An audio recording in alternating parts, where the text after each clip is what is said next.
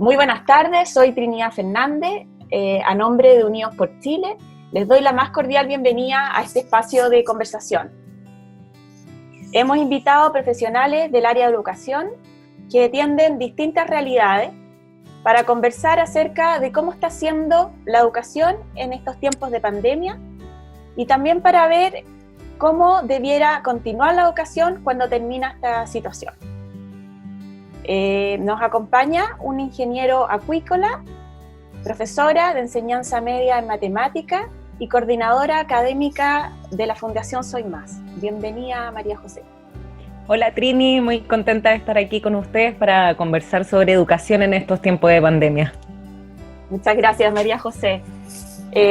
Bueno, es importante destacar que la María José lleva 5 años trabajando en ambientes de alta vulnerabilidad. También estamos con María Cristina Barriga, licenciada en Pedagogía Básica, con mención en Historia y Geografía. Hoy hace clases en tercero básico y también es coordinadora académica y de formación de primero a cuarto básico. Bienvenida, Cristina. Muchas gracias, Trini, por esta invitación. Gracias a ti. Bueno, decir que Cristina también tiene experiencia en sectores vulnerables. Hoy día está trabajando en un colegio particular y que tiene un máster en asesoramiento y formación familiar.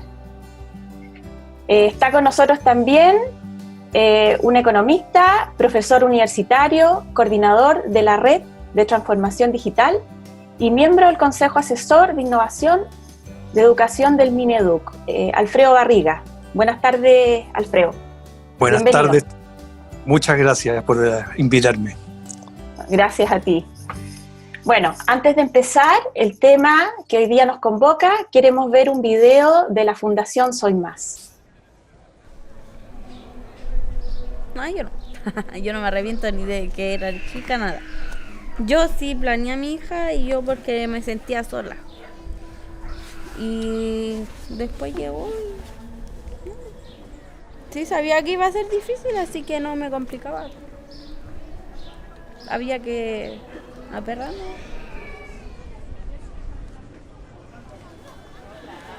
Buenos días, sol. Y buenos días, luna. Buenos días, pájaros y plantas.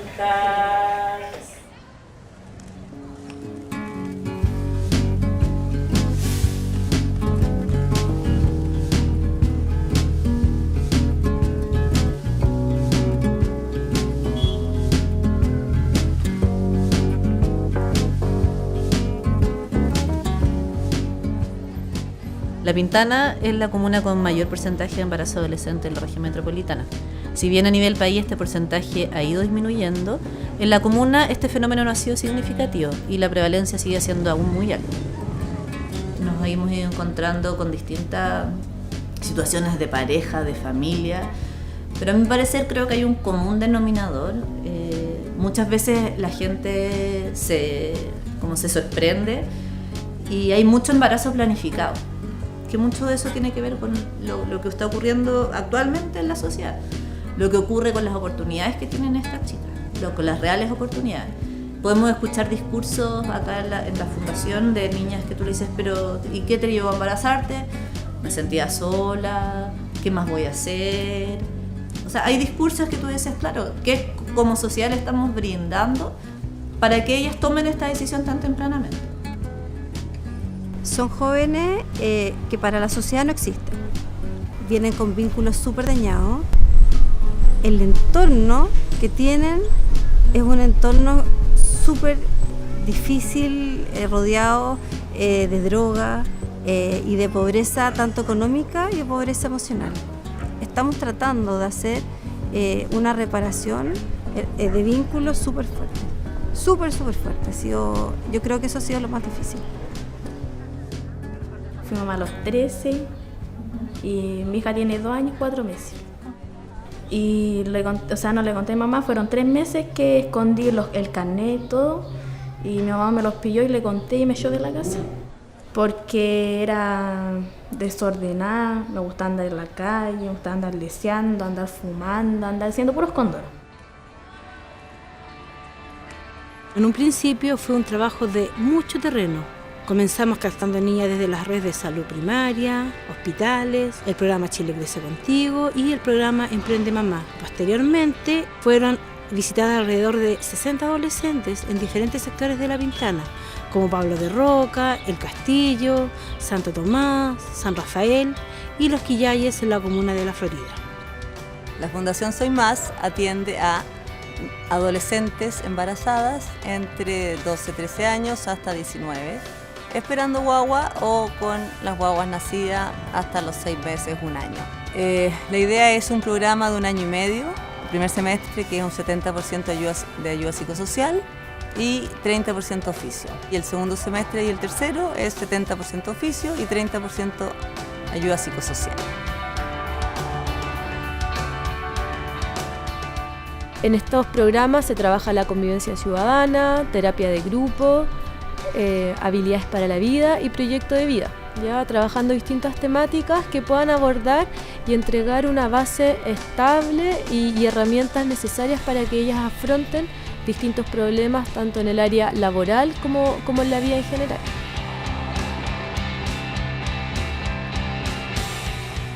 Tenemos 3 oficios, el primero es peluquería, que lo estamos haciendo con Sally Beauty, el segundo es artes culinarias, que lo están apoyando mucho el Culinari, y el tercero es servicio, que la idea es que ellas se preparen para trabajar en las empresas, los moles, los supermercados que están cerca. La idea es poder prepararlas para trabajar en estas tiendas. Una parte importante de nuestro programa es la inserción laboral. Desde el primer semestre, las niñas comienzan a realizar prácticas laborales, de modo que se vayan adaptando a las rutinas del mundo laboral y a los códigos sociales. Nuestras niñas este semestre trabajaron en Totus, en Falabella, en Amano y en Choctaw.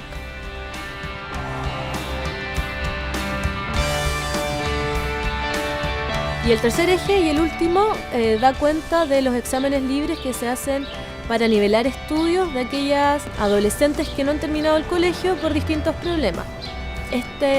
Ha sido un tema central y muy importante para nosotras.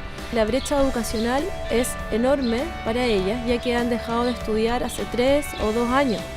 Y este tiempo ha sido suficiente para que ellas pierdan importantes contenidos y conocimientos que le van a permitir después salir del colegio. Una oportunidad excelente, una gran oportunidad para nosotras que somos más jóvenes igual. Me gusta venir, o sea, como que, no sé, como algo que, no sé cómo explicarlo, pero me gusta venir. Me gusta estar aquí porque las tías no son pesadas, son buena onda, los quieren harto a nosotros.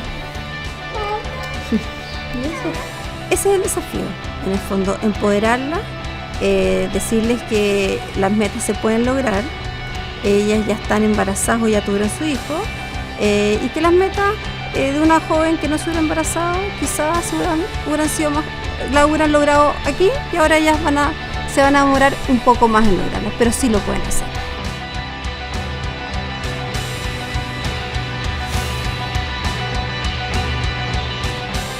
Muchas gracias, Fundación Soy Más, por el invaluable trabajo que ustedes hacen. En Unidos por Chile creemos que todo el trabajo de las fundaciones es vital para tener una sociedad más justa, más unida y en paz. La verdad que las fundaciones se hacen cargo de una realidad que desde la centralidad a veces es imposible abarcar, o hasta ahora no hemos podido abarcar. Así que nuestra invitación es que ojalá estemos siempre apoyando a las fundaciones y ojalá que muchos quieran apoyar a la Fundación Soy Más. María José, qué difícil hacerse cargo de la educación y de todo este quiebre que se produjo cuando hay tanta vulnerabilidad y tantas expectativas. ¿Cómo fue para ti este cambio? ¿Y qué aspectos positivos podrías destacar? Sí, bueno, claramente fue un difícil cambio, ¿cierto?, de llevar todo nuestro programa de intervención desde lo presencial a lo digital, ¿ya? Primero que todo, nosotros tuvimos que habilitar a nuestras jóvenes con herramientas concretas para que ellas también pudieran hacer este cambio a lo digital, ¿ya? Y para eso fue fundamental que nosotros hiciéramos una campaña de donación de computadores y también para tener acceso a Internet y asegurarle la conectividad a nuestras jóvenes, ¿ya? Luego vino el tema de elegir la correcta plataforma que se adecuara mejor a esta población en particular. Ya muchas, claro, tienen planes acotados, pero con redes sociales ilimitadas. Entonces, tuvimos que transformar nuestra intervención primeramente a hacer clases, ponte tú, por Facebook Live, ¿ya? Porque era lo que ellas tenían disponible. Partimos desde ahí y a medida que fuimos entregando becas de Internet a cada una de nuestras jóvenes, hoy día tenemos el 100% de nuestras chicas becadas con Internet ilimitado para que puedan acceder a sus clases. Una vez que ya pudimos implementar esta conectividad y la entrega de computadores, fuimos mutando naturalmente a realizar las clases por estas plataformas de videoconferencia como Zoom, para que también pudiéramos tener el cara a cara, ¿cierto?, el rostro, y poder generar vínculo, que es es un pilar fundamental para nosotros dentro de la fundación, ¿ya? Para asegurar el éxito en el fondo del programa completo y mantener a nuestras jóvenes sin una deserción elevada, ¿ya? El tercer pilar fue la capacitación, tanto del equipo como de los profesores externos, como de nuestras madres, ¿ya? ¿Por qué? Porque existe mucho desconocimiento digital, ninguno de nosotros estaba preparado para pasar desde un programa 100% pensado presencial a uno 100% digital. Entonces, claro, fue un tema de reinvención constante, de descubrimiento, y de replantearnos también cuál era la mejor intervención. Entonces, hoy día contamos, claro, con nuestras clases, Zoom, luego quedan disponibles en aplicaciones de Classroom, en el fondo, y nuestro monitoreo, nuestro sistema de evaluación hoy día es completamente a través de esta plataforma. Sí, eso básicamente. Y bueno, aspectos positivos me faltó. Sí, sí. Ya. Y como aspectos positivos que vemos que ha provocado en el fondo este cambio durante pandemia, uno es entregar una herramienta digital de por vida a nuestras jóvenes. La información que queda disponible 24/7, para nosotros muy beneficioso porque son madres adolescentes y ellas están estudiando desde el hogar. Entonces, por lo tanto, tienen una contingencia constante, ¿cierto?, debido a sus hijos y a la demanda que tienen al interior de sus hogares. Por lo tanto, ellas pueden organizarse, estructurarse y generar rutinas para poder estudiar que en un ambiente normal quizás no hubieran generado, ¿ya? Y por último, se ha generado un apoyo espontáneo entre ellas, como madres, ¿cierto? Ha nacido de forma espontánea que quizás en un ambiente presencial no hubiera sido tan inmediato. Gracias. María Cristina, tú estás a cargo de un grupo etario que tiene un pensamiento concreto y donde además hay que poner mucho énfasis en hábitos, en normas de convivencia, en rutinas de trabajo. ¿Cómo fue para ustedes este cambio tan radical y de un minuto a otro pasar de lo presencial a lo digital, más encima comenzando un año? ¿Cómo ha sido? No fue fácil, Trini. Dijiste palabras muy claves, que primero es el tema de los hábitos. Los niños necesitan una serie de hábitos que el colegio lo tienen como muy claro, muy definido, ¿no? Y en una casa es bastante más complejo, ¿no? De frentón no hay un timbre que te marque el inicio o el cierre de una clase, y además muchos distractores. En una casa claramente no es lo que es una sala de clase. Entonces, poder representar o poder como volver a repetir eso en una casa, bastante complejo. Y tenemos una caja negra, consideramos que nosotros no sabemos qué realidades hay en cada casa. Entonces, la verdad que, primero que todo, quiero recalcar que fue un trabajo muy en equipo con las familias. O sea, eso era vital. En la medida que los papás se comprometieran a ayudar un poco a que todo se gestionara, fue mucho más fácil y se dio más, digamos, más suave el cambio. Y lo primero que se instauró fue generar hábitos a partir de un cuadernillo, también considerando que esto no sabíamos cuándo iba a terminar. Teníamos toda esta como... perdón, se me van las palabras, pero incógnita, ¿cierto? De que no sabíamos cómo iba a terminar todo esto y siempre estaba como la sensación de que iba a ser corto. No sé si les pasó a ustedes, pero uno decía, esto ya en abril pasa, y veías que esto era nunca acabar. Bueno, entonces partimos, como les digo, con el trabajo en equipo, con los papás, mandando un cuadernillo, y eso generó ya un poco del hábito de los alumnos, porque poníamos un resumen un poco de todo lo que tenían que hacer lunes, martes, miércoles, bien estructurado, y los niños tenían que completar este cuadernillo. Y además empezamos a entender todo lo que era el mundo de las plataformas, primeramente lo que eran las cápsulas, hacer videos, ¿sí? Es importante destacar que ninguno de los profesores anteriormente habían hecho nada de esto. O sea, nosotros en las universidades nos enseñan a hacer clases presenciales, jamás a través de una plataforma o de alguna, incluso poco se nos enseña de lo que son las herramientas digitales que tuvimos que aprender de la noche a la mañana. Entonces, bueno, se partió con esto, cuadernillo, las cápsulas de videos, y una vez que ya vimos de que esto tenía una duración, era de largo aliento, y nos dimos cuenta de que tanto los profesores como los alumnos necesitaban un tema de contacto, iniciamos con las clases online. Que eso también ayudó mucho en dos cosas. Uno, los profesores no tuvieron que hacer tanta cápsula, porque hay que decir que las cápsulas requieren mucho tiempo, tenéis que ensayarlas bien, sí. En general aprender, de partida aprender cómo se hace por YouTube, por Prezi, por Screenshot, bueno, aprender cómo hacer ese tipo de cápsulas y además practicarlas, que no se te interrumpan.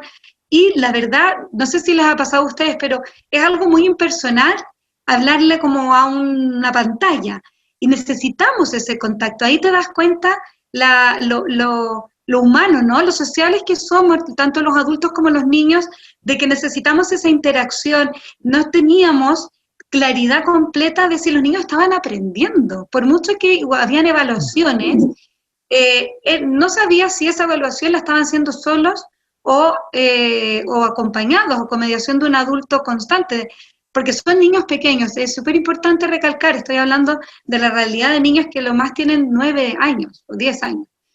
Y la verdad que eso fue sumamente positivo, fue un aliciente a continuar con esto, porque las mismas profesoras se dieron cuenta que el tener el contacto con las alumnas nos animaba más a hacer con más cariño todo, a ponerle más empeño.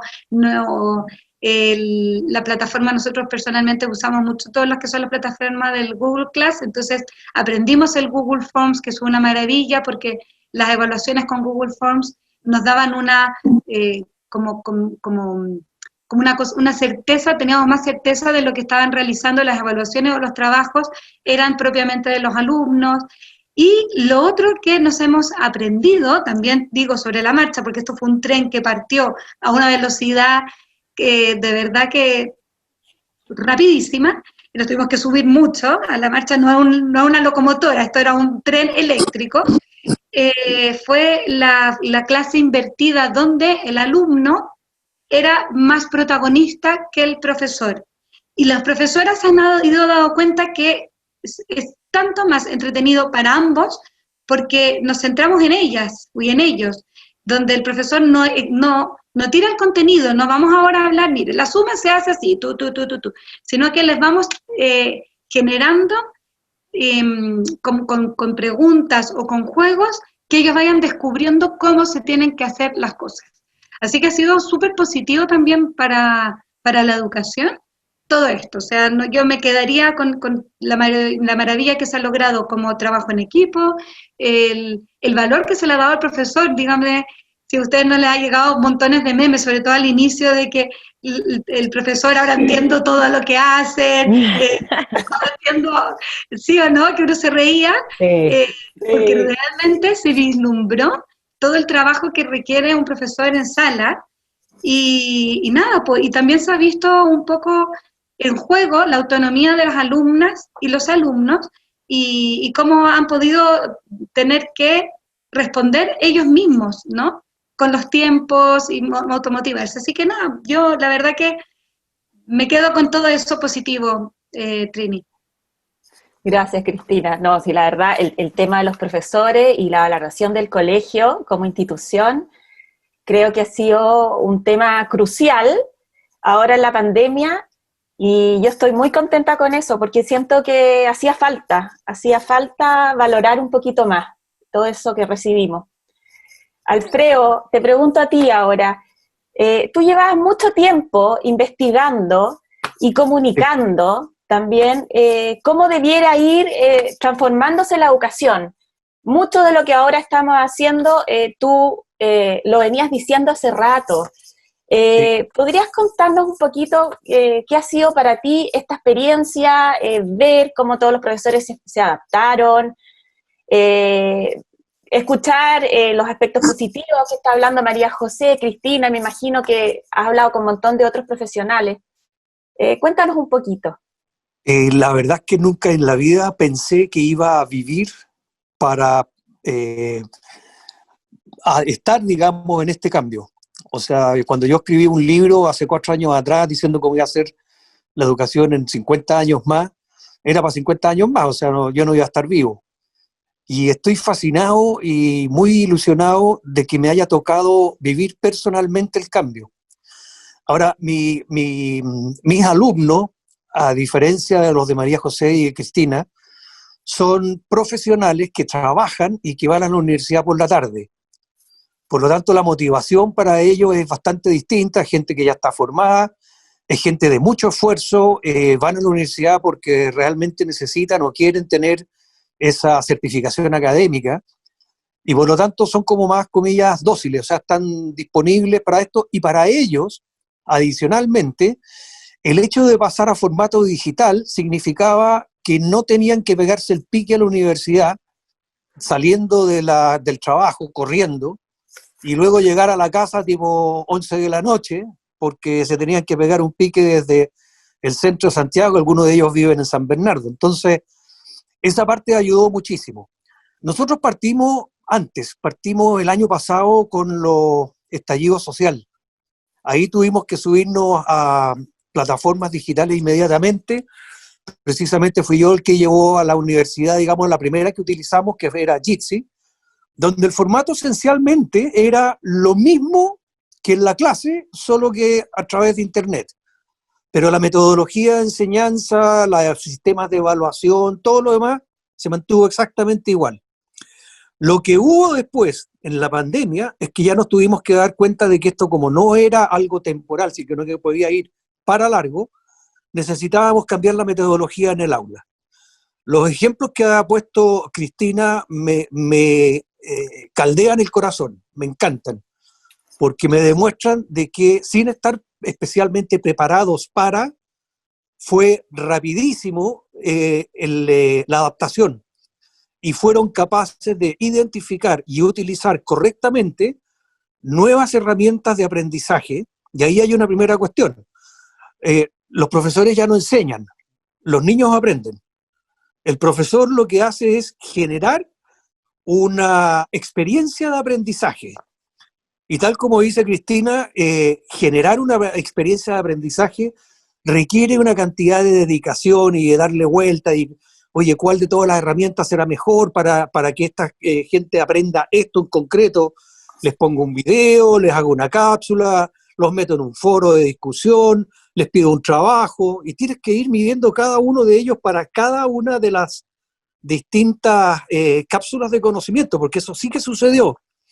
Más que tener una asignatura que como tal asignatura en global tenía unos objetivos y resultados de aprendizaje, tuvimos que hacerle doble clic y empezar a encontrar resultados de aprendizaje para cada actividad. Eso te multiplica el trabajo por 40, porque cada actividad tenías que primero que nada decidir cuál iba a hacer. En segundo lugar, para decidir qué es lo que iba a hacer o cómo iba a hacerla, tenías que definir el resultado de aprendizaje de esa actividad en concreto. Y ese resultado de aprendizaje tenía que estar alineado con los objetivos de aprendizaje de la asignatura. Entonces había que armar un verdadero puzzle, y una vez que tenía ya armado el puzzle, venía la parte de producción, postproducción, edición y entrega al alumno. Y en esa estamos ahora. Yo estuve dedicado, desde que terminó el primer semestre hasta ahora mismo, que acaba de comenzar el segundo, estuve dedicado todos los días, todo el día, a preparar el segundo semestre. Ha sido tremendamente positivo porque creo que por fin, lamentablemente, es lamentable que haya habido una pandemia para que esto sucediera, pero por fin estamos enrielados en lo que debiera ser el nuevo paradigma de educación. Hay una cosa que nos cuesta entender porque todavía estamos demasiado arraigados al modelo de educación que se generó con la revolución industrial en el siglo XIX. Y es el siguiente dato. Los niños que hoy día entran a prekinder, cuando salgan a trabajar, va a ser en puestos de trabajo que hoy no existen, usando tecnologías que no se han inventado, para resolver problemas que no tenemos ni idea cuáles van a ser. Y eso es una realidad, eso es algo que está pasando ahora. Entonces, con los paradigmas educativos y con la metodología de enseñanza que teníamos sacada del siglo XIX, no funciona. Necesitamos reinventarlo por completo. Lo más positivo para mí ha sido la respuesta del profesorado y también de los alumnos. En mi caso, por lo menos, perfecto. O sea, de hecho, en el estallido social, cuando terminamos el semestre el año pasado, yo les pedí que por favor evaluaran la nueva modalidad, que le pusieran notas. Pónganme ustedes notas a mí.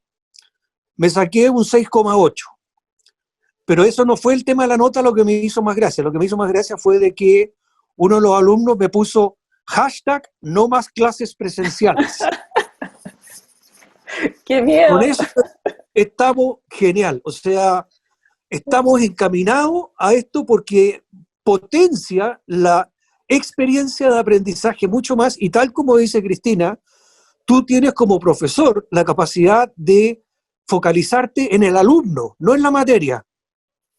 La materia la preparas y la materia sigue su curso, pero te vas viendo en cada uno de los alumnos, este aprende mejor con este sistema, este aprende mejor con este otro, a este hay que echarle una mano en esta cuestión, oye, este de acá debería estar en grupo con este otro que es mucho mejor y entre ellos se pueden explicar, con lo cual te hace la experiencia de aprendizaje infinitamente más rica, y hasta ahora por lo menos a mí me ha funcionado que aprenden mucho más y aprenden antes.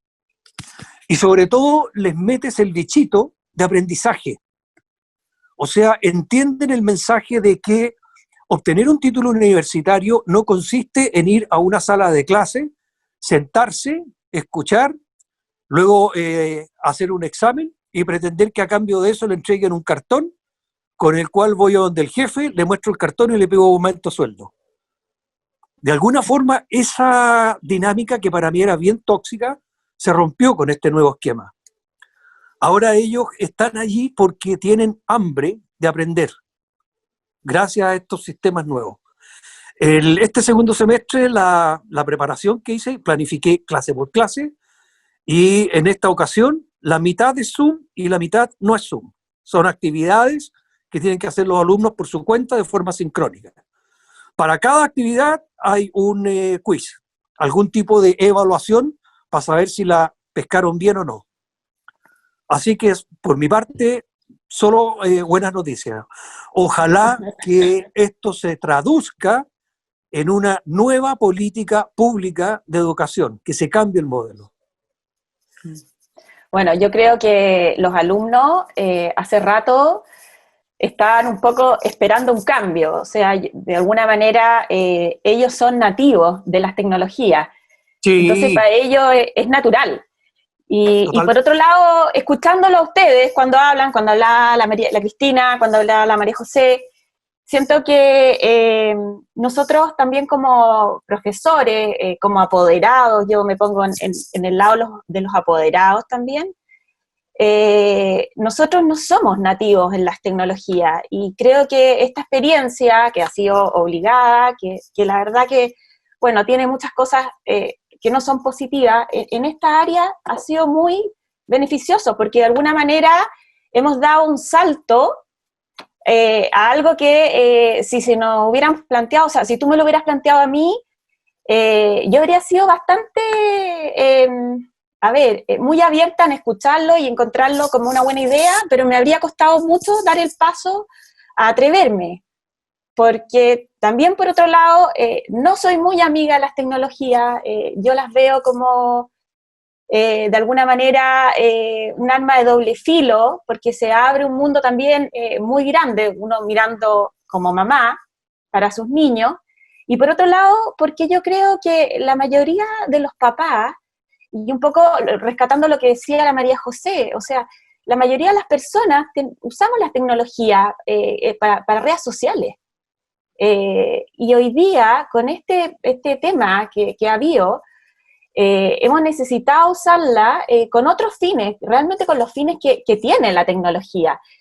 Entonces creo que ha sido muy beneficioso y en ese sentido me gustaría preguntarle a la Cristina y a la María José qué sienten ellas que sería pero muy necesario mantener de toda esta experiencia digital cuando se termine este tema de la pandemia, cuando volvamos a poder ir a los colegios y tener clases presenciales. María José o María Cristina.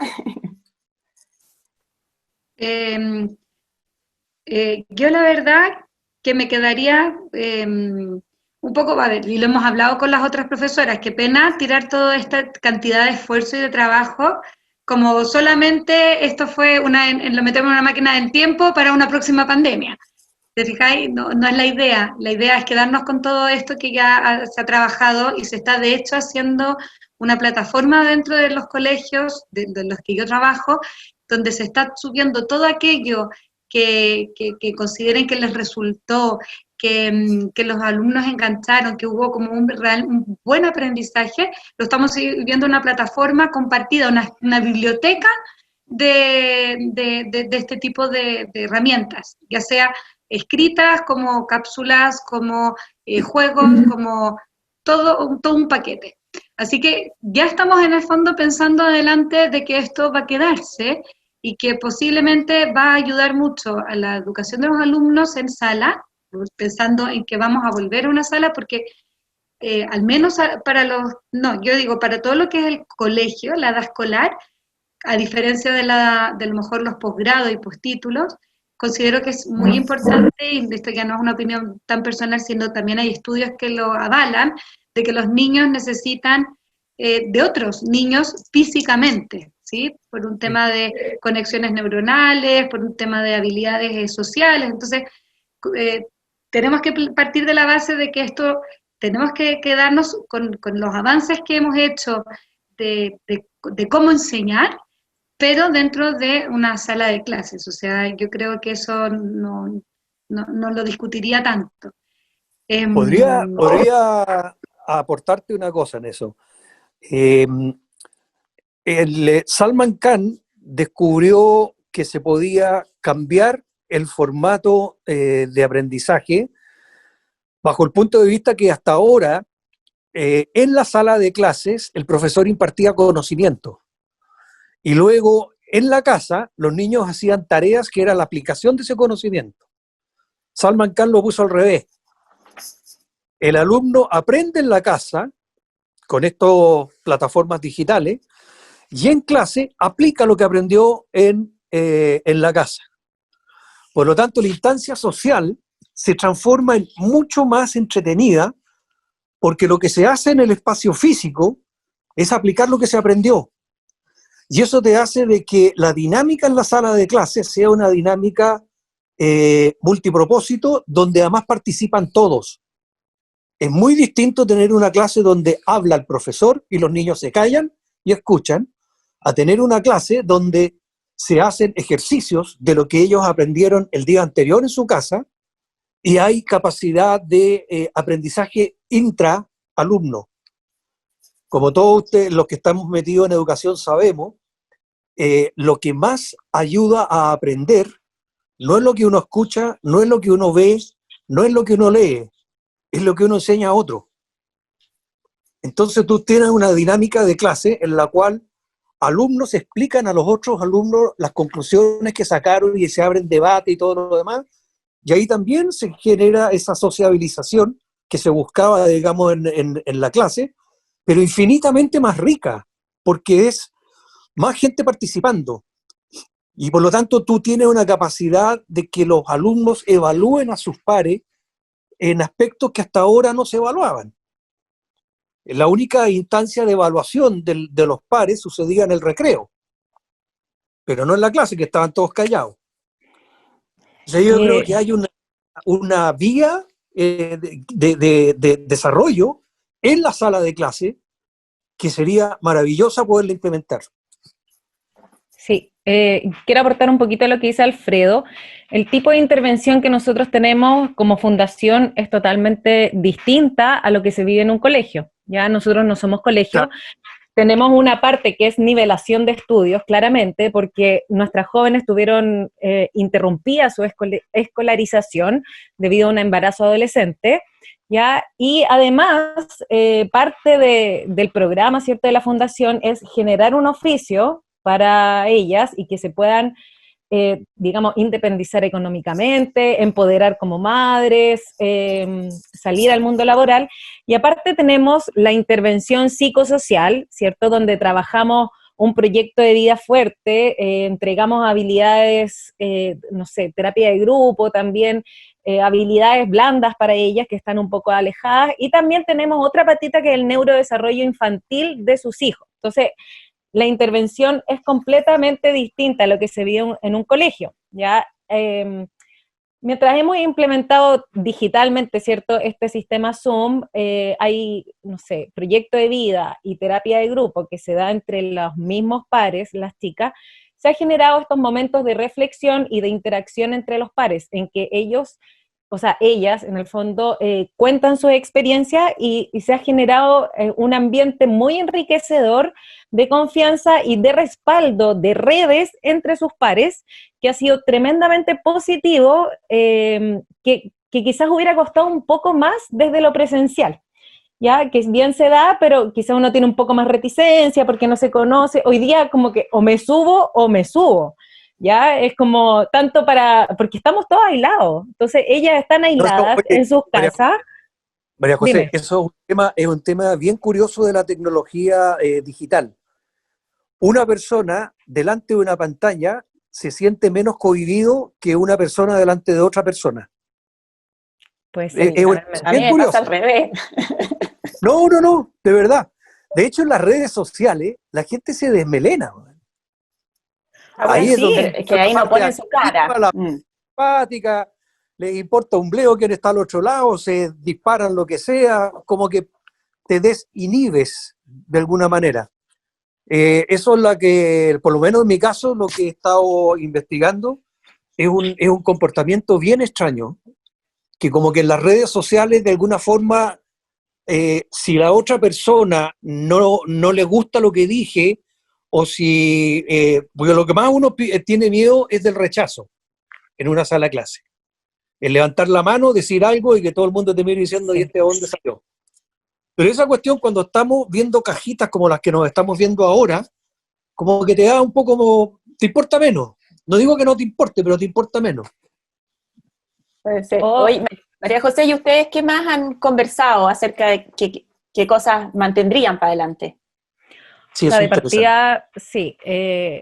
Siento que en el fondo la intervención presencial para nosotros es un ambiente protector, es un ambiente cálido, es un ambiente de seguridad para nuestras jóvenes, ¿ya? O sea, sin duda tiene que ser una intervención presencial, pero sí, ayudada y apoyada tremendamente por lo digital. O sea, el mundo va hacia allá. como decía Alfredo, los nuevos empleos van a ser empleos que todavía no sabemos, que tienen, o sea, que van a ser más automatizados, que van a ser a través de plataformas, etcétera, que se van a ir dando, y que también nosotras tenemos la obligación de preparar a nuestros niños y jóvenes hacia allá. Entonces, hoy día nosotros estamos primeramente haciéndonos cargo de la brecha digital a las que están expuestos sectores vulnerables de nuestro país. Ya nosotros particularmente estamos en La Pintana y alrededores, entonces hemos tenido la obligación de hacernos cargo para poder subir al carro a nuestras jóvenes madres hacia el mundo digital. Eso es lo primero, y yo creo que el esfuerzo ahí se tiene que mantener. Tenemos que entregar herramientas, tenemos que entregar conocimiento digital, porque la población es muy analfabeta. Como decía la Trini, básicamente redes sociales, y incluso hay dificultades para ocupar un mail con las distintas herramientas que tiene, que quizás debería estar mucho más normalizado, ¿ya? O uno cree que está más normalizado. Eso es lo primero, o sea, entregar una herramienta poderosa digital a nuestras jóvenes, ¿ya? Lo otro, como decía Cristina, también tener disponible la información, ¿cierto? 24 horas, que los jóvenes puedan acceder y implementar distintas metodologías. Hay algunos que aprenden, claro, visual, con el video, otros con la guía, otros con juegos. Hoy día hay muchas plataformas muy entretenidas, ruleta, estas extensiones en que uno puede ir jugando y te va entregando inmediatamente la respuesta. El uso de formularios ha sido maravilloso, tanto para las niñas como para los profes, porque te agiliza el proceso, te entrega la corrección inmediata, uno puede visualizar mucho más rápido el resultado de su clase, o en nuestro caso también encuestas, donde podemos conocer aspectos concretos de la vida de las jóvenes que necesitamos, si queremos tener una intervención nutricional, cuál es el interés para entregarles ciertas charlas que sean para formarlas con mejores habilidades parentales, etcétera. Entonces nos permite hacer un mapeo mucho más rápido de las necesidades de nuestra población que estamos trabajando, ¿ya? Y por último, y esto es como puede ser como una patita un poco más técnica, pero es el tema también de entregar material. Yo creo que los colegios, fundaciones, oficinas, gastamos mucho esfuerzo, muchos recursos económicos en entregar material impreso, y hoy día todo eso está mutando hacia lo digital. Entonces hay un ahorro como de gestión económico y aparte ambiental que es súper importante.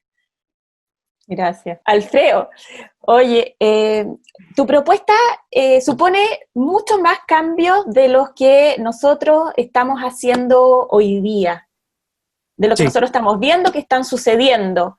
¿Qué nos podrías tú comentar, o más que nada pedirte que nos expliques un poco más? Mira, toda esta idea la saqué de leer un libro que se escribió el año 2012, que se llama Getting Smart, How Digital Learning is Changing the World, o sea, poniéndose inteligentes cómo la educación digital está cambiando el mundo. El autor, Tom van der Ark, fue superintendente del K-12 en el estado de Washington, en Estados Unidos.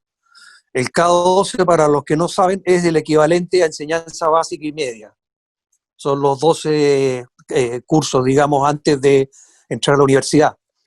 Y de ahí él se fue a trabajar con la Fundación Bill and Melinda Gates a cargo de todo el tema de educación. Hoy día tiene una organización propia que se llama openeducation.org, y en el fondo lo que descubrió Tom es de que con el uso de herramientas digitales el proceso de aprendizaje puede pasar a ser universal en la medida que todo el mundo tenga acceso a las herramientas, como bien decían,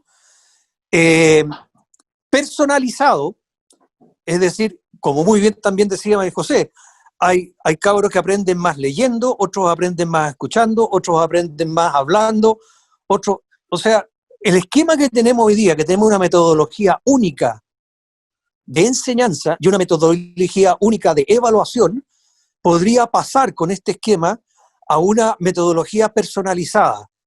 ¿Utilizando qué tecnología? Fundamentalmente la tecnología de inteligencia artificial. Lo que plantea Tom es de que utilizando inteligencia artificial, con estas herramientas digitales que interactúan con el alumno, el sistema de inteligencia artificial puede detectar cuáles son los talentos que tiene el alumno y cuáles son los talentos que necesita desarrollar el alumno. Y en base a esa perspectiva, entregarle los contenidos, las herramientas, para que vaya desarrollando esos talentos en concreto de él, directamente. De esta parte se me ocurrió una idea, que era el decir, el armar las clases, no como se hace ahora, en el cual va todo el mundo con intereses muy distintos, sino tratar de dividir las clases por intereses más o menos comunes o en el misma área. Tener a los que les tira el tema humanista por un lado, a los que les tira el tema científico por otro lado, a los que les tira el tema estético por otro lado, y como hacer una especie de malla curricular para cada uno de ellos. Eso tiene la ventaja de que todo el ambiente, el entorno, digamos, físico, que es la sala de clase, está, y también el digital, está compuesto con personas que tienen las mismas afinidades. Y eso genera una dinámica de aprendizaje muchísimo más potente que la que existe ahora con este sistema único, en el cual tienes el alumno brillante que se aburre en clase y el alumno no brillante que lo pasa pésimo en clase porque no entiende nada. Entonces lo que él decía es, con estas herramientas yo puedo ir desarrollando una experiencia de aprendizaje a la pinta. Lo otro que él ponía como una idea súper disruptiva y que yo la apoyo, es terminar con esta idea de que hay primera preparatoria, segunda preparatoria, tercera preparatoria. No, lo que hay son niveles de enseñanza. Tú tienes un resultado de aprendizaje a través de un proceso de transformación en el cual una persona que entra a un colegio sin ciertas habilidades, sin ciertas competencias y sin ciertos conocimientos, sale de ese colegio con todo aquello. Entonces, en vez de agruparlo, digamos, por edad, la idea es que ellos puedan ir avanzando de acuerdo con su propio paso. Entonces, el alumno Mateo va a llegar antes y va a salir antes y está todo perfecto. Y el alumno no Mateo va a tardar más tiempo, va a tener más herramientas para apoyarlo a él en aquellas cosas en las que tiene dificultad, porque la inteligencia artificial va a ir detectando por qué le está costando tanto la matemática. Entonces le va a generar un juego que va a ser mucho más entretenido y que le va a permitir ir superando esas trancas que tiene con la matemática. ¿Ya? Entonces tenemos una forma de enseñar totalmente distinta. Y tomando también lo que dice María José, al ser plataformas digitales, el costo de esa enseñanza es más bajo. Y además, los resultados son mejores y de mayor calidad. Por lo tanto, este nuevo esquema, que es el que yo llevo defendiendo desde hace mucho tiempo, permitiría tener una educación universal, una educación personalizada, una educación de mejor calidad y una educación más económica. O sea, las tiene todas. El problema que hay es más que nada de mentalidad.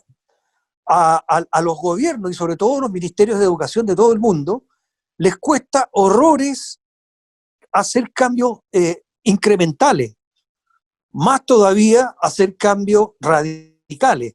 Yo creo que la última vez que hubo un cambio radical en Chile en tema de educación fue cuando se suprimió las humanidades y se estableció que la enseñanza básica fuera de primero a octavo y lo otro se le llamó enseñanza media, que era de primero a cuarto. Y me acuerdo perfectamente de eso porque me tocó vivirlo. Nosotros en sexta preparatoria lo único que queríamos era pasar a humanidades y dejar de estar en preparatoria, y nos frustraron, pero por 2 años más, porque seguimos en preparatoria.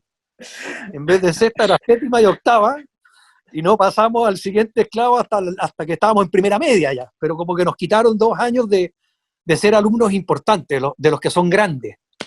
¿Me explico?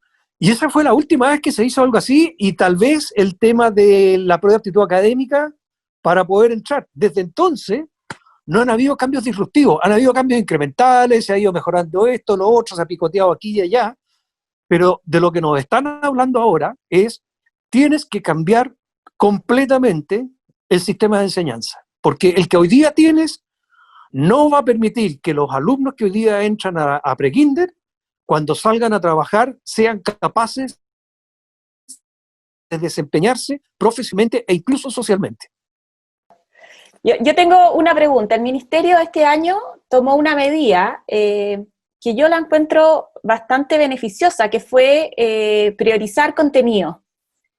¿Qué opinan de eso? María José, María Cristina, que a ustedes les tocó implementarlo.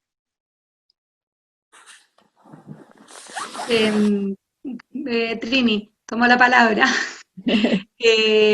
La verdad que las profesoras, y voy a hablar ahora, primero voy a hablar para las profesoras y después para los alumnos.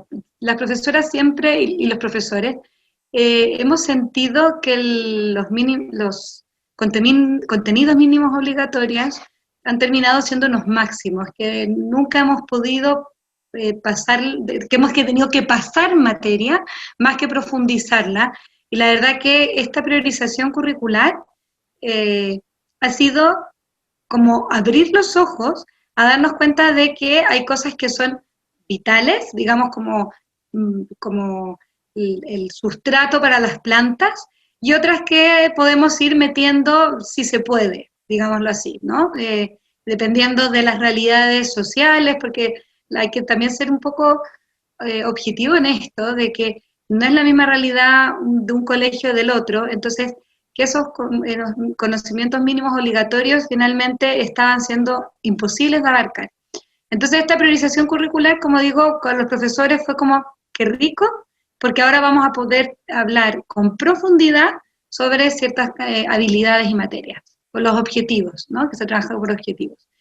Ahora, el que priorizaron ya es otra cosa que podríamos hablar de discutir, porque a lo mejor lo que priorizaron no es lo que todo el mundo está de acuerdo.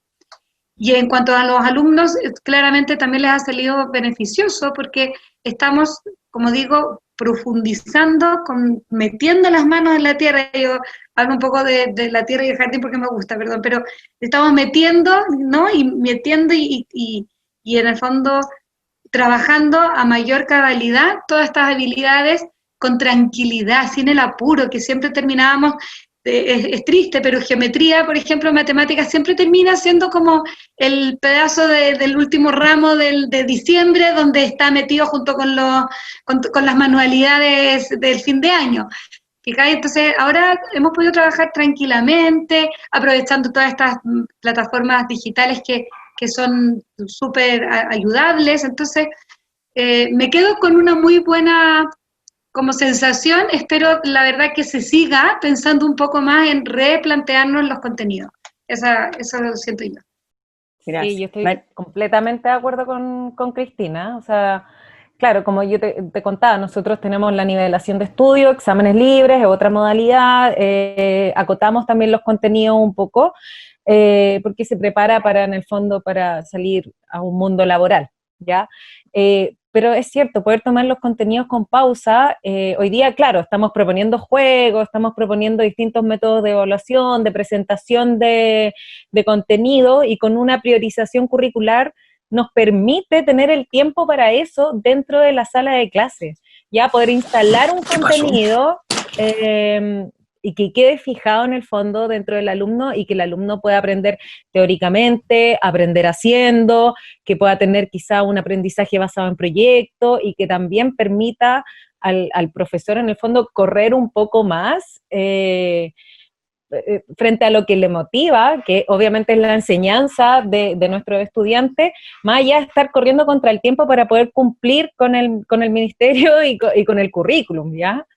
Así que sí, no, completamente de acuerdo. Creo que es súper positivo tanto para nuestros niños como para nuestros docentes.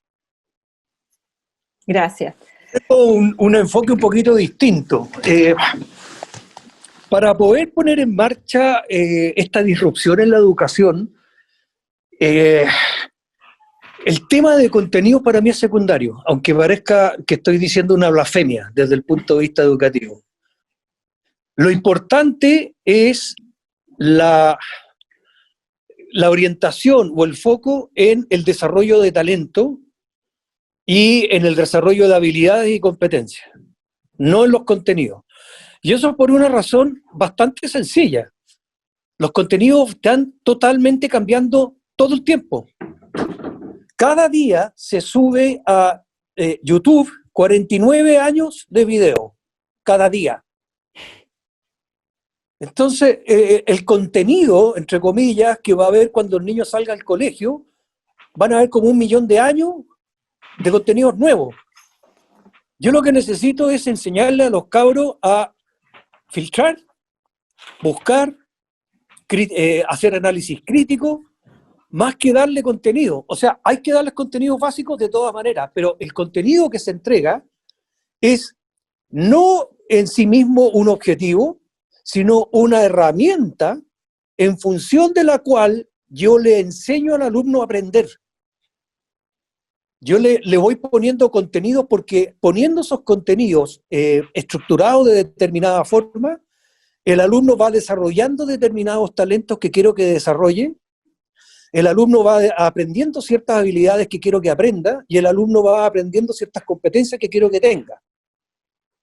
Pero el contenido per se no es lo relevante. No, y lamentablemente seguimos... ¿Sí? Dime. Quería decir que el contenido es el medio justamente para enseñar una habilidad y hoy día está todo a un clic de distancia. Entonces, Alfredo, ¿sí? Hoy día todo el contenido está a un clic de distancia y lo que tenemos que enseñar en el fondo es generar una reflexión, un pensamiento crítico y poder en el fondo discernir dentro de toda la información que está disponible también. Sí, de todas maneras, de entregar habilidades. En ese sentido, sí. Ahora, ojo, que las priorizaciones curriculares están enfocadas en habilidades, o sea, en habilidades y contenidos. Es importante decirlo, no es que los profesores no nos centramos en entregar contenidos, sino más bien en entregar habilidades a través de contenidos. Es súper importante eso, que ese enfoque que se está dando. Lo que pasa es que hay cosas mínimas, o sea, un niño tiene que saber leer, escribir y tener habilidades de sumatoria. Pero, Cristina, en el momento en que tú estás pidiendo contenidos mínimos, estás exactamente haciendo lo contrario. O sea, para mí el contenido es una herramienta, no es lo importante. Entonces, si yo cumplo con el alumno 1, cumplo con el objetivo o el resultado de aprendizaje, con un contenido que de 0 a 100 es 20, está bien. Y si con el otro alumno necesito que llegue a 100 de contenido para que aprenda la habilidad, está bien. Pero no es aquello de que todo el mundo tiene que conocer estos contenidos en concreto, solamente en la medida en que eso le ayude a desarrollar las habilidades, competencias y todo lo demás. ¿Te fijas? Entonces ya no es un one size fits all education, es una educación personalizada de acuerdo con las capacidades de cada alumno, porque si no, pasa lo que hemos hecho hasta ahora, digamos. O sea, el Mateo se aburre, el no Mateo lo pasa pésimo, y en el fondo está ahí generando, por un lado, tipos que no le tienen muchas ganas. Al final, el único que más o menos le va bien es el promedio, pero, chuta, el alumno promedio es 1 o 2 entran en el promedio. Y lo mismo sucede con la evaluación. Las evaluaciones estandarizadas son estandarizadas, pero lo que están haciendo hoy día las evaluaciones es medir más bien la comprensión de contenidos más que el desarrollo de habilidades y competencias a partir de contenidos. O sea, usar el contenido como una referencia, usar el contenido, es como cuando estáis haciendo una tesis doctoral. El contenido es importante, pero como un aporte, como un sustrato de lo que tú estás desarrollando. Lo importante es la tesis que tú estás dando, no el contenido que hay detrás de la tesis. ¿Ok? Eso es el valor agregado. Entonces, es un poco ese enfoque, es decir, yo quiero cabros con pensamiento crítico de todas maneras.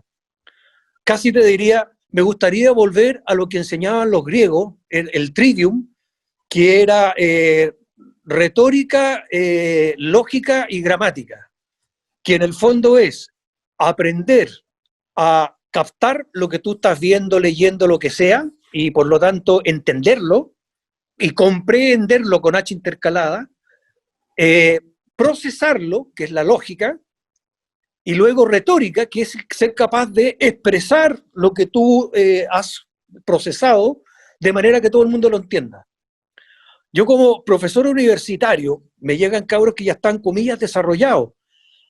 Gran parte del problema que tengo que hacer yo es de nivelación en cuanto a cómo hablar, cómo expresarse, cómo escribir un informe, cómo leer un caso, que es el método que utilizo, y ser capaz de detectar cuáles son los datos claves de ese caso sobre los cuales tengo que trabajar. Y te das cuenta que no son capaces de hacerlo. Entonces, ¿por qué? Porque ya desde chiquitito el tema estaba enfocado en contenido, no estaba enfocado en habilidades, no estaba enfocado en pensamiento crítico, etcétera, etcétera. Alfredo, bueno, yo estoy muy de acuerdo en el sentido de que esto de apoyarse un poco en el área de interés de los niños es muy bueno, y yo creo que puede ayudar también a evitar la deserción. Y por otro lado, también tiene que ver un poco con la autoestima. Yo el año pasado estuve en una charla, y lo que decían en la charla, preguntaban ¿qué creen que hay que hacer para subirle la autoestima a los niños? Y en el fondo, a ver, la mayoría de las preguntas es ayudarlos en lo que les cuesta. Y la verdad es que la persona dijo, no, es todo al revés. Tienen que potenciarle lo bueno. Y yo la verdad es que ahí, bueno, uno siempre que escucha estas cosas hace su reflexión desde lo que hace uno en su casa, con sus niños. Y a mí me pasa que yo en lo extracurricular los apoyo 100% y me encanta y creo que es necesario que tengan una disciplina de algo que les guste, porque aprenden método, porque aprenden a esforzarse, porque van aprendiendo mucho mejor la tolerancia a las frustraciones, y porque también en la vida uno tiene que vivir ahí en los equilibrios, o sea, tener algo que te guste para poder, en el fondo, también llevar la mochila con lo que no te gusta. Y de alguna manera... Pero fíjate que tú lo acabas de poner como una cuestión excluyente. O sea, o es uno o es lo otro, y para mí son los dos. Necesariamente tienen que ser los dos. Les voy a leer una cortísima lista de habilidades para el siglo XXI que fue preparada por el Institute of the Future, donde están metidos las grandes universidades gringas y las grandes empresas gringas. Pensamiento crítico, no está considerado.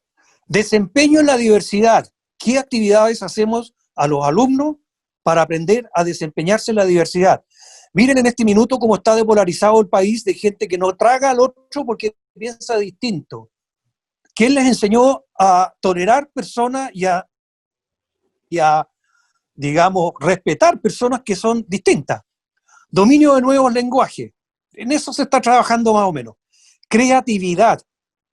Donde en las mallas curriculares y en los programas del ministerio se habla de qué cosas hay que hacer para impulsar la creatividad de los alumnos. Inteligencia social, vuelvo a lo de anterior. O sea, si inteligencia social es tirarse insultos a través de Twitter, no estamos haciéndolo bien. Diseños de proceso. Todos los trabajos, digamos, la naturaleza de los trabajos que vienen por delante, están muy orientados hacia la mejora de proceso. La mejora de proceso. Hoy día el trabajador típico que está delante de un computador está ejecutando un proceso. Esa ejecución la va a hacer un computador a partir de ayer. Entonces, esa pega en concreta ya no la va a tener. ¿Cuál va a ser su pega? Va a tener que ser mejorar y diseñar procesos. ¿Qué estamos haciendo para ayudarlos a eso? Discriminar y filtrar información inteligente, lo que les dije antes. Si tengo 49 años de YouTube cada día, o sea, una de las cosas que tenemos que enseñar especialmente es una habilidad, que es el decir, ante la información que el mundo me entrega, que es toda, ¿cómo hago yo para filtrar y utilizar aquello que necesito y ponerlo más en perspectiva y generarlo como una herramienta que me lleve a ciertos objetivos? Y por último, colaboración, tanto virtual como presencial. Esta última la hemos ejercitado en la pandemia, ¿ya? Y no estaba para nada en los planes de ningún ministerio ni ninguna parte, pero hemos tenido que ejercitarla. O sea, de 1, 2, 3, 4, 5, 6, 7, 8, 9 habilidades para el siglo XXI. Ojo que esto se llama Future World Skills 2020. Fue escrito el año 2010 o un poquito antes. O sea, son para ayer. Nuestro sistema educativo no está pensado para evolucionar en este sentido. Y ese es para mí la principal desafío que tiene la educación en Chile. Alfredo, ya, te retomo un poquito con la pregunta, Perdona, María José. Ya, no, dale nomás. Ya. Alfredo, te retomo un poquito con la pregunta, con el tema de los talentos, pensando en que tú propones que separar a los niños por sus áreas de interés, ¿ya? Sí. Y a mí me parece muy lógico, pero ahí te doy esa visión que yo creo que muchos hacemos, que en lo académico nosotros como que queremos lo mantenemos así como tal cual nos plantean que tiene que ser. Y de alguna manera, porque uno lo ve como que es la columna vertebral, ¿ya? Como el mínimo social que los niños tienen que de alguna manera lograr para poder adecuarse bien y para poder tener un buen desempeño después en su vida de universitario, ¿ya? O su vida laboral posterior al colegio. Entonces, yo te pregunto, o sea, ¿cómo se puede trabajar esto bien? Porque me parece fantástico, pero me parece de repente difícil de que podamos asegurar de que se haga un buen proceso. ¿Por qué? Porque me falta la columna vertebral. Quizás lo podríamos armar de acuerdo a las habilidades que tú recién nos nombraste, y quizás que esos fueran los objetivos. Pero te lo pregunto un poquito porque me gustaría saber tu opinión, y desde cuándo tú opinas que hay que separar a los niños por sus áreas. ¿Desde qué edad? ¿Desde siempre? Mira, engancho inmediatamente con lo que decía María José, el tema de la autoestima.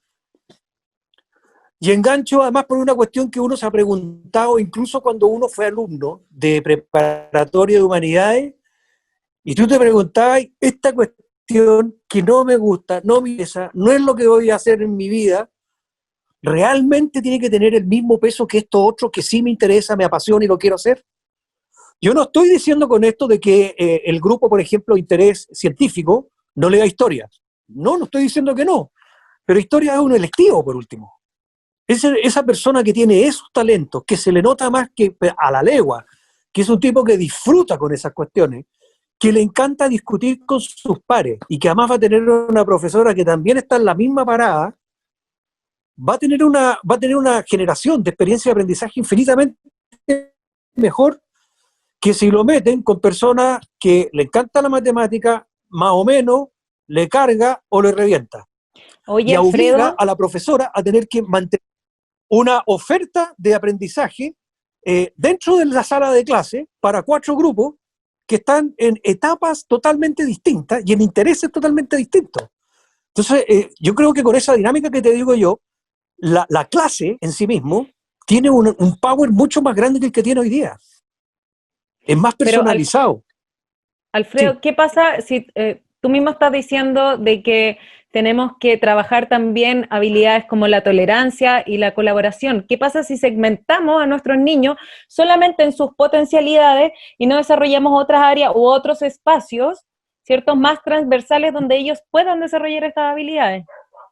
No, pero espérate un minuto. No todos los científicos son Sheldon Cooper. No, ¿Okay? claramente o sea, ahí no. tiene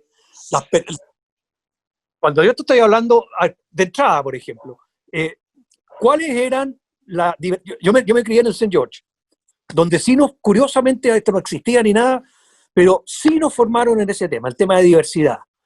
Había una cosa en el St. George en la cual había una diversidad brutal, pero con un respeto total también, que era la diversidad política. Había gente de izquierda, había gente de derecha. No nos sacábamos los ojos, no nos,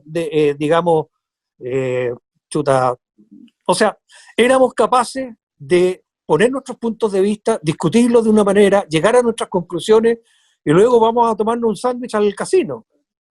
ese tipo de cosas no son no es que sean una asignatura. Eso es algo que a partir de las asignaturas que tú estás teniendo, son valores que vas transmitiendo en la forma en cómo se hacen las cosas. Oiga, vamos a ponernos ahora, uy, un zorro, vamos a ponernos ahora, no, en serio, hay un zorro caminando por aquí. Vamos a ponernos ahora a hacer una discusión. Bien, caballero, les voy a explicar cómo se hace una discusión. Ahí entra con el proceso crítico.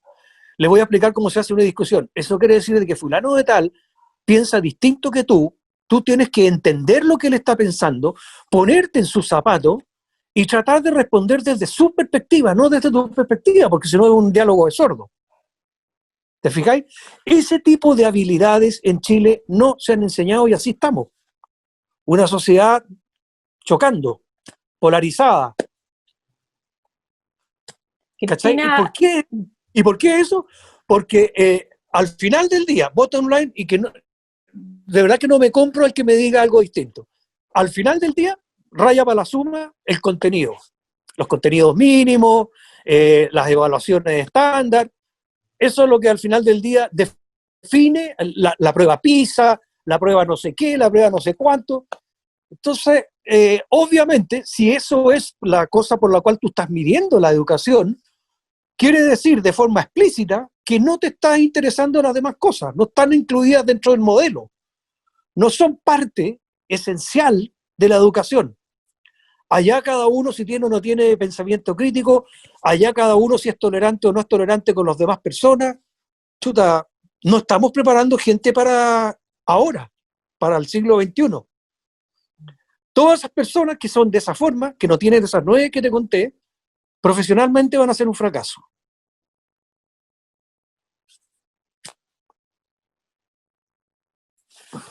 Cristina. Cristina, Sí, María yo José. quería comentar algo cortito, que no entendí. Tú estás pensando, Alfredo, como en el fondo, en la educación, de que hubiera, en vez de segmentarlo de primero básico, yo estoy hablando de la educación básica, de primero a octavo básico o a media, es que los niños de diferentes edades, eso es lo que todavía no entiendo bien, fueran al taller de ciencias y a otros van al taller de... Ya. Oye, gracias por la aclaración, porque efectivamente ahí no he sido muy claro. Sí. A ver, hay dos aspectos. Un aspecto es la formación intelectual. Esa va por etapas, con videojuegos, ponte tú. Otra cosa es la formación de la personalidad. Y en ese aspecto es donde yo digo que hay que generar actividades de aprendizaje que permitan a los alumnos, utilizando lo que están jugando, para desarrollar pensamiento crítico, trabajo en equipo, diversidad, etcétera, etcétera. Una cosa es el qué, y ahí están los contenidos. Otra cosa es el cómo.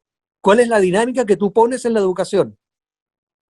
¿Cómo armas la interrelación entre los pares? Si al final de cuentas es eso. Cuando tú tienes una clase en la cual el profesor habla y los alumnos callan, no hay interacción entre los pares. Si no hay interacción entre los pares, es muy difícil que puedas promover un pensamiento en la diversidad, que puedas promover el trabajo en equipo, que puedas promover un pensamiento crítico incluso. Porque a lo más que pasa es de que un alumno con pensamiento crítico suyo te hace una pregunta y tú le contestas al alumno. El resto de los alumnos no entendieron la pregunta, se inhiben, esto no va conmigo, o entendieron la pregunta, opinan distinto. A veces, si son peleones, como lo era yo en el colegio, levantáis la mano y dicen no estoy de acuerdo por tal razón, y ahí a veces.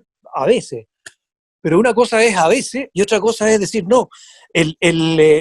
Los gérmenes que están pululando por esta clase hacen que la gente, los alumnos, funcionen de esa manera. O sea, hay interacción entre pares, sobre todo eso. Es que hoy día no hay interacción entre pares.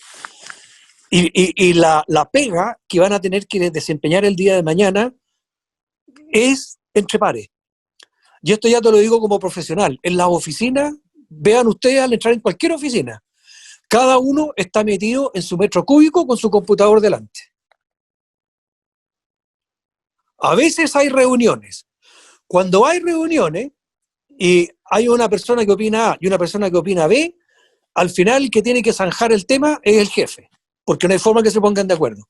Eso demuestra que no han tenido esa formación. No es una formación, es aspectos. No han tenido esos valores, no los han desarrollado. No han aprendido a conversar, no han aprendido a debatir, no han aprendido a trabajar en equipo.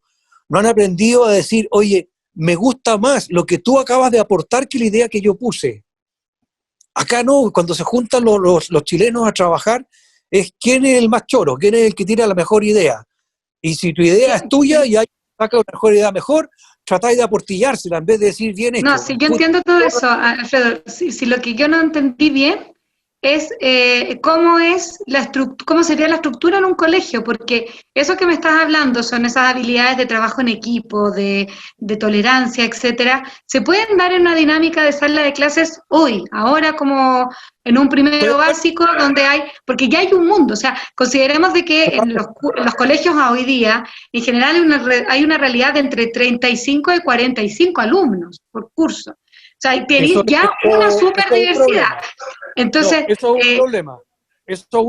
Pero es que eso ya es otro tema, pero la diversidad está. Si el tema es, y ese tipo de habilidades se pueden desarrollar, y lo estamos desarrollando, voy a hablar ahora a modo del colegio donde yo trabajo, lo estamos desarrollando, el tema de la opinión, el ponerse en el lugar del otro, el tema de desarrollar otras habilidades o hacer un currículum más unido, en el fondo donde lo de ciencias también se esté viendo en matemáticas o también se esté viendo en lenguaje.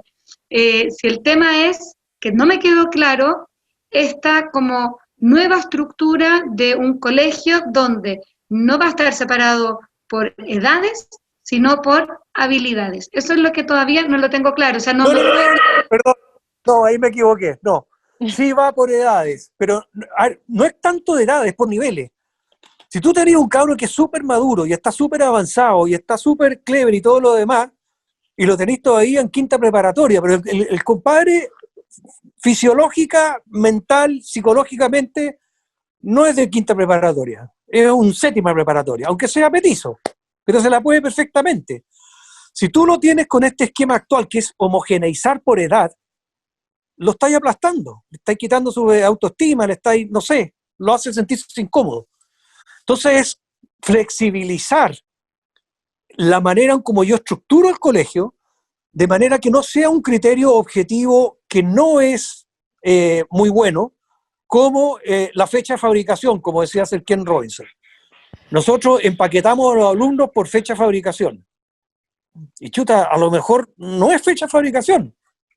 Luego, tampoco estoy diciendo de que el alumno no va a ir a clases, va a ir a clase, pero con flipping the classroom. O sea, los alumnos van a asistir a clase para una interacción entre pares con la guía del profesor.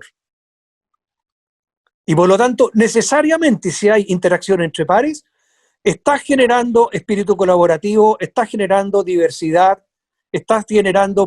Todas las 9 que te puse antes se generan en una clase donde hay interacción entre pares.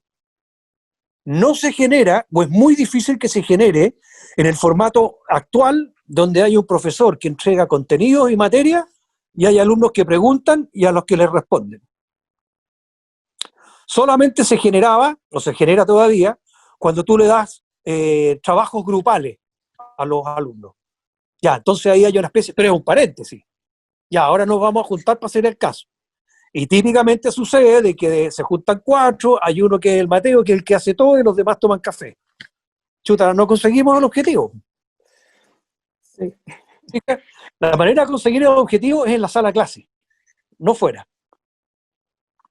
Y eso yo lo hago bastante, o sea, en las clases, como son discusión de método, los divido en grupos y en la hora de clase me tienen que desarrollar el caso y luego sacar sus conclusiones. O sea, ahí tienen que trabajar entre ellos sí o sí. Es un poco ese tipo de dinámica. Me quedó más o menos clara la idea. Sí, ya entendí. Gracias. De nada. María José, ¿tú tenías alguna pregunta?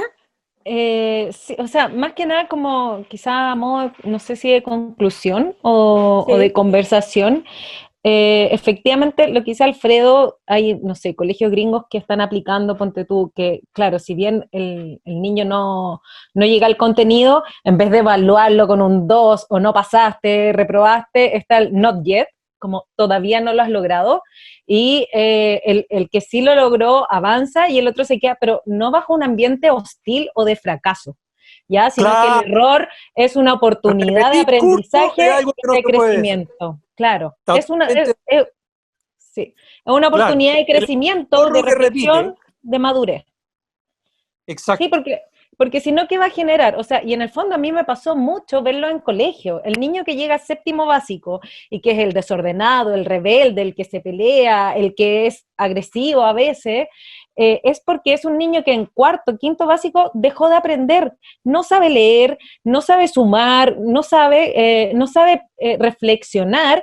Entonces, en vez de pasar la vergüenza frente a sus pares, ¿qué prefiere? Prefiere protegerse y mostrar una postura de rebeldía y que él es súper bacán en ese entorno y se valida ante sus pares, pero desde otra parte que no es el conocimiento. Entonces, claramente, ahí estamos dejando de lado una población súper importante que va a salir de cuarto medio o del sistema escolar que haya a futuro, ¿cierto? Sin tener ninguna habilidad en el fondo emocional, colaborativa, social y tampoco ningún contenido técnico. Entonces, eso hay que tener ojo de agarrarlo antes. Totalmente de acuerdo. Mira, al final del día, como resumen, digamos, yo soy economista, como dijo muy bien la Trini cuando me introdujo, y como economista yo me pregunto realmente cómo demonios terminar con las desigualdades y cómo demonios hacer para que la gente tenga algo digno de lo que vivir. Y para mí la respuesta me la dio este mismo Ken Robinson cuando hablaba del elemento. Eso va a ser cuando la gente trabaja en lo que tiene más talento y más le gusta. Porque ahí es donde es más productivo, ahí se genera creatividad, ahí pasa a ser un aporte, ahí siente que él es un aporte, por lo tanto la autoestima le aumenta, ¿te fijas? Entonces, dado eso, ¿cómo hacemos que la educación pública y privada genere ese ambiente, permita de que esa persona que tiene esos talentos concretos los desarrolle, descubra qué es lo que le gusta y dentro del ambiente escolar sea capaz de aplicarlo? Porque ese tipo va a salir de ahí ultra, súper motivado a la universidad y va a tener, pero clarísimo, qué es lo que quiere hacer con el resto de su vida. Es que hoy día no lo pueden saber porque todo el colegio ha sido materia. Y materia que a lo mejor me gusta, a lo mejor no me gusta, lo más que puedo decir, me cargan las matemáticas. Ya, ¿qué carrera vaya a tomar? Chuta, no sé. Cualquier cosa sin matemáticas. Claro. Cualquier cosa sin matemáticas. Bueno, no, hay que permitir explorar. O sea, el ser humano viene con la curiosidad. Así cuando somos niños, escarbamos la tierra y vemos los chanchitos de tierra y nos sorprendemos y mira. Y en algún momento perdemos esa capacidad de sorprendernos, de curiosidad, de explorar y pasamos a estar así, estático frente a un mundo que va pasando y los años van pasando y dejamos de estimularnos constantemente. Entonces, en los niños tenemos que mantener ese como ímpetu del alma, la motivación intrínseca por la educación y el descubrimiento. Oye, yo como economista lo digo además por otro lado. El recurso económico más desperdiciado en el mundo entero es el talento. Desperdiciado. Mira. Tirado. Gente que llegando al mundo con determinados talentos nunca tuvo la oportunidad de saber que los tenía, mucho menos de desarrollarlos y mucho menos aún de aplicarlos a algo que le guste. Yo recomiendo a todos los que puedan leer el libro de Ken Robinson que se llama El Elemento. Y ahí te dan millones de ejemplos de gente que salió adelante y que hoy día es tremendamente exitosa y que todo vino de que rompieron los esquemas educacionales tradicionales y decidieron irse por lo que ellos tenían talento y les gustaba.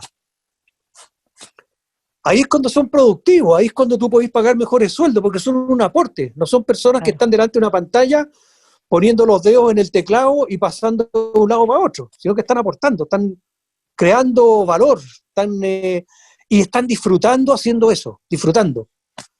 El ser humano, chuta, por constitución, por naturalidad, porque Dios nos hizo así, es un ser creativo.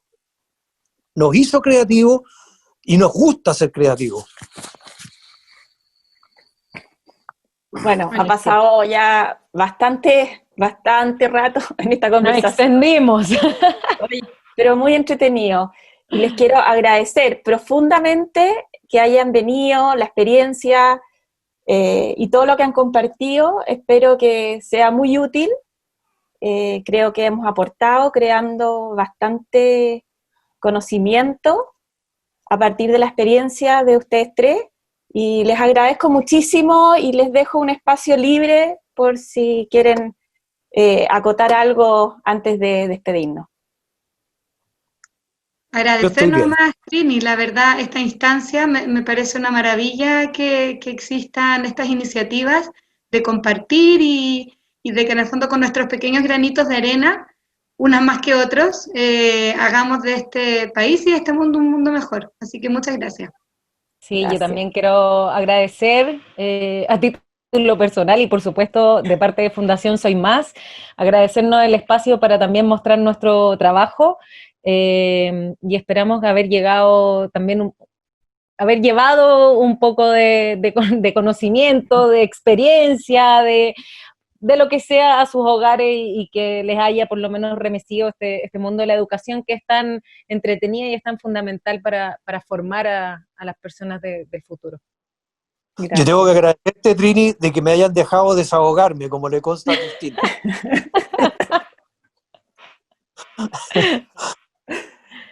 No, ha sido muy provechoso, se los agradezco muchísimo. Muy bien. Yo aprendí mucho. Sí, absolutamente. Así que, todos. Bueno, quedan muy convidados el próximo sábado. Va a haber una nueva entrevista con conversaciones también muy interesantes con temas relevantes. Nos despedimos. Ya, pues, Trini, buenísimo. Chao. Ahora sí, Gracias. nos dejamos. Adiós.